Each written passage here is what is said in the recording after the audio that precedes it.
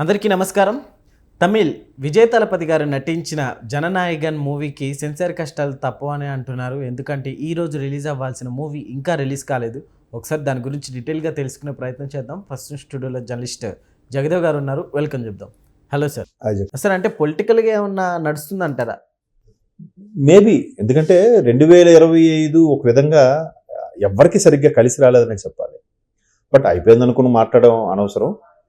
So ఈ జననాయగన్ సినిమాకి సంబంధించి అంతకుముందు ఆయన రాజకీయాల్లోకి రావడం, నేను నటించబోయే చివరి సినిమా ఇదే అవుతుంది, ఇకపై నేను యాక్ట్ చేయనని కూడా చెప్పడం, ఆ తర్వాత ఈ జననాయగన్ సినిమాకి ఈవెంట్ని మలేషియాలో ఎక్కడో పెట్టారు, మలేషియా కూడా వెళ్ళి వచ్చి అక్కడ కూడా చివరిగా స్టెప్ వేసి నేను ఇంక ఇదే లాస్ట్ సినిమా అన్నీ చెప్పారు, బాగానే ఉంది.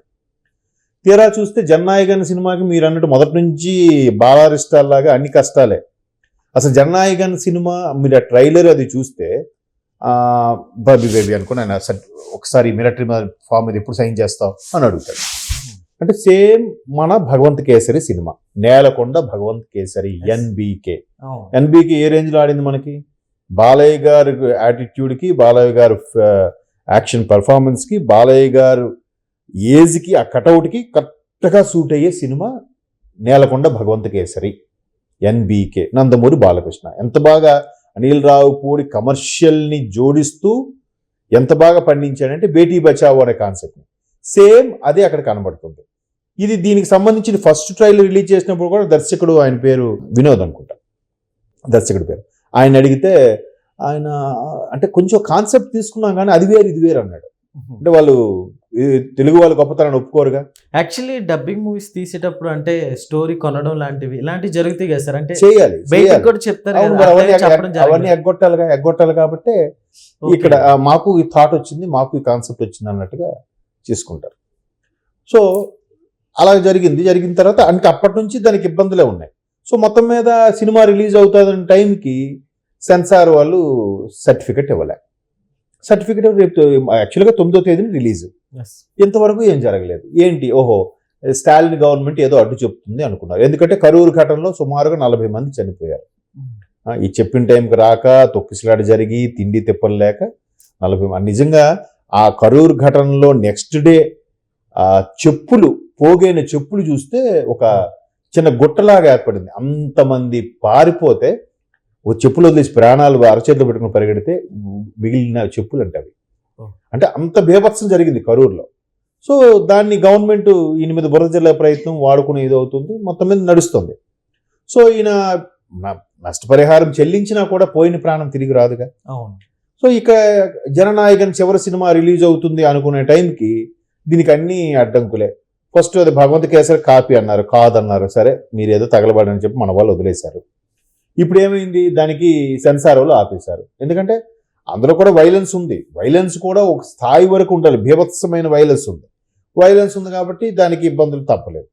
సరే, దానికి సింగిల్ బెంచ్, డివిజన్ బెంచ్ మళ్ళీ ఉంటాయి మద్రాసు హైకోర్టులో. సింగిల్ బెంచ్కి ఎవరు వెళ్ళారు, ఎందుకు యాక్సెప్ట్ చేయలేదు? ఆ సెన్సార్ బోర్డు వాళ్ళు కూడా 5 ఎంతమంది ఉంటే 5లో 4 యాక్సెప్ట్ చేశారు కానీ ఒకరు యాక్సెప్ట్ చేయలేదు. ఆ ఒక్కరే చైర్పర్సన్, సెన్సార్ బోర్డు చైర్పర్సన్ ఒప్పుకోలేదట. సో ఆ ఒప్పుకోవేసరికి ఆయన స్టాలిన్ ప్రభుత్వానికి ఫేవర్గా ఉన్నాడేమో, అందుకే ఒప్పుకోలేదేమో అని విమర్శ వచ్చింది. సో 9వ తేదీన రిలీజ్ అవ్వట్లేదు, అది ఇది అన్నారు. 9వ తేదీ ఉదయం తీర్పు వాయిదా వచ్చింది అని అనుకున్నారు. సరే, 9వ తేదీ ఉదయం ఏమని వచ్చింది, సింగిల్ బెంచ్ జడ్జి ఏమన్నారు, ఓకే ఇది మేము చూసాము ఆల్రెడీ, సెన్సార్ బోర్డు వాళ్ళు కూడా యాక్సెప్ట్ చేశారు, బట్ కొన్ని సన్నివేశాలు అసభ్యంగా ఉన్నాయి కాబట్టి ఏ సర్టిఫికేట్ ఇస్తాము. జనరల్గా విజయ్ ఒక రాజకీయ నేపథ్యంలోకి వస్తున్నప్పుడు చివరి సినిమా రాజకీయ నేపథ్యమైన అయి ఉండాలి, లేదంటే ప్రజలకి హెల్ప్ఫుల్గా ఒక మెసేజ్ ఓరియంటెడ్గానే అయి ఉండాలి అనేది ఈ కాన్సెప్ట్. మెసేజ్ ఓరియంటెడ్గా బేటీ బచావో కాన్సెప్ట్ తీసుకున్నారు, భగవంత్ కేసరి కాన్సెప్ట్. సరే, తీసుకున్నాక ఇప్పుడు ఏమైంది, బాగా వైలెన్స్ ఉంది కాబట్టి జనరల్గా ఫ్యామిలీ ఓరియంటెడ్ U/A అని ఇవ్వాలి, అలా కూడా ఇవ్వలేదంటే వాళ్ళు ఓన్లీ ఏ సర్టిఫికేట్ ఇచ్చారు. అడల్టరీ సినిమా అన్నట్టుగా పెద్దవాళ్ళకి మాత్రమే, పిల్లలు కుర్రవాళ్ళు చూడకూడదు అన్నట్టు. U/A ఇస్తే ఓకే, ఫ్యామిలీ అండ్ కొంచెం ఇబ్బందికర హర్రర్ టైప్లో లేదంటే అసభ్యంగా ఏమో ఉన్నాయని ఓన్లీ ఏ సర్టిఫికేట్ ఇచ్చారు. ఇస్తే సర్లే, మొత్తానికి విజయ్ ఫ్యాన్స్, విజయ్ పార్టీలో చేరిన నాయకులు, కార్యకర్తలు అందరూ సూపర్, మన తలపతికి తిరుగులేదు, నెక్స్ట్ చెన్నై నేడే తలపతినే ప్రస్తుతానికి సినిమాలో కూడా తలపతి అన్నట్టుగా బ్యానర్లు కూడా కట్టేశారు. వెంటనే central board film corporation CBFC ఉంటుంది కదా, వాళ్ళు మధ్యాహ్నానికి మళ్ళీ కేసు వేశారు. డివిజనల్ బెంచ్కి వేశారు. సింగిల్ బెంచ్ ఇచ్చిన తీర్పు ఇది. డివిజనల్ బెంచ్కి వేశారు. మళ్ళీ డివిజనల్ బెంచ్లో 4-5 ఉంటారు. అందులో చీఫ్ జస్టిస్ ఒకడు ఉంటాడు, హైకోర్టు. సో వాళ్ళకి వేశారట. ఇప్పుడు వాళ్ళు సరే చూద్దాం దీని మీద అని చెప్పి రేపు సంక్రాంతి తర్వాత 21కి వాయిదా వేశారు.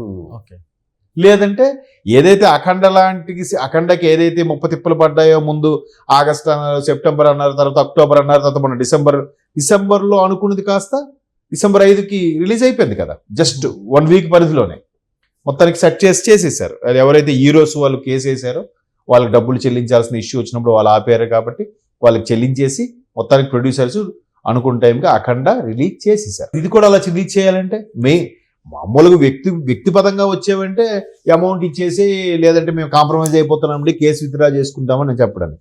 ఇక్కడ అలా కాదు, కోర్టులోనే పెండింగ్ ఉంది, వాయిదా పడింది. రేపు 20కో 21కో వాయిదా వేశారు వాళ్ళు. ఆల్రెడీ 18 వరకు ఎంతవరకు సెలవులు ఉన్నాయి చాలా వరకు. 19 సోమవారం అంటే మంగళవారం, మళ్ళీ నెక్స్ట్ మంగళవారం, ఈ వస్తున్న మంగళవారం కాక మళ్ళీ మంగళవారానికి కేసులు మంగళవారంకో బుధవారంకో కేసు వాయిదా వేశారు. సో అప్పటి వరకు సినిమా రిలీజ్ అవ్వనట్టే. కానీ ఒక విధంగా చూస్తే అంటే తమిళనాడులో థియేటర్స్ సంగతి మనకు తెలియదు, కానీ తెలుగు వైపు వస్తే మాత్రం థియేటర్స్ అయితే ఖాళీ లేవు. ఎందుకు, మనకి రాజాసాబ్ ఒకటి ఉంది, రెబల్ స్టార్, అలాగే మెగాస్టార్ గారిది మన శంకర వరప్రసాద్ గారి పండగకు వస్తున్నారు ఒకటి ఉంది, రవితేజ గారిది, తర్వాత శర్వానంద్ది ఏంటది నారీ నారీ నడుమురారి ఒకటి ఉంది, ఆ తర్వాత నవీన్ పోలిశెట్టిది. సో ఇట్లాంటి ఉన్నాయి కదా, ఆ రెండు కొంచెం గ్యాప్ ఇచ్చిన ఇప్పుడు రాజాసాబు మన శంకర వరప్రసాద్ గారు రెండు కూడా 3-4 డేస్ గ్యాప్, 9 అది 12 అంతే కదా. 9 శుక్రవారము, శని ఆది సోమవారం మళ్ళీ శంకర వరప్రసాద్ రిలీజ్. సో ఎంత టైట్ షెడ్యూల్, టైట్ థియేటర్స్ అసలు. పైగా ఈ రెండు పాన్ ఇండియా మూవీసే, మనవాళ్ళ సినిమాలు మనకు ముందు థియేటర్సే అడ్జస్ట్ అవ్వట్లేదు, చిన్న సినిమాలు తొక్కేస్తున్నారు. ఒకవైపు చిన్న ప్రొడ్యూసర్లు అందరూ గోల్ చేస్తుంటే, ఇంకా పక్క నుంచి తమిళోడి సినిమాలకి బాలీవుడ్ సినిమాలకి ఏమి ఇస్తాం మనం ఛాన్స్? ఇవ్వలేరు కదా, థియేటర్స్ అడ్జస్ట్ అవ్వు, కష్టం. పైగా సినిమా వాళ్ళకే అత్యంత పెద్ద పండుగ ఏదంటే సంక్రాంతి కదా సినిమా వాళ్ళకి. Second option summer holidays, third option Dasara, 4th option Christmas. పెద్దగా ఇది ఉంటుంది, కానీ సమ్మర్ హాలిడేస్కి సంక్రాంతికి ఎక్కువ మంది సినిమా ప్రిఫర్ చేస్తారు. ఎందుకంటే the one and only entertainment cinema కాబట్టి చాలా మందికి. కాబట్టి జననాయకని అది పోస్ట్ పోన్ అవడమే మంచిదని ఒక విధంగా. అప్పుడు ఏ సినిమా లేని టైంలో చూసుకొని చక్కగా ఎక్కువ థియేటర్ రిలీజ్ చేసుకొని మొదటి 2-3 రోజులే సినిమా హిట్టా పట్టా అయినా కానీ డబ్బులు ప్రొడ్యూసర్కి వచ్చేస్తాయి, వెనక్కి వచ్చేస్తాయి. కాబట్టి ఒక విధంగా కోర్టు చేసిన మంచి పని అయింది జననాయకానికి. ఇట్లా ఉండడం వల్ల ఆయన కూడా టెన్షన్ లేకుండా నెక్స్ట్ రాజకీయాల్లో ఎలా అడుగు పెట్టాలని కూడా ప్లాన్ చేసుకుంటాడు కదా. చూద్దాం మరేమో. Okay sir, thank you.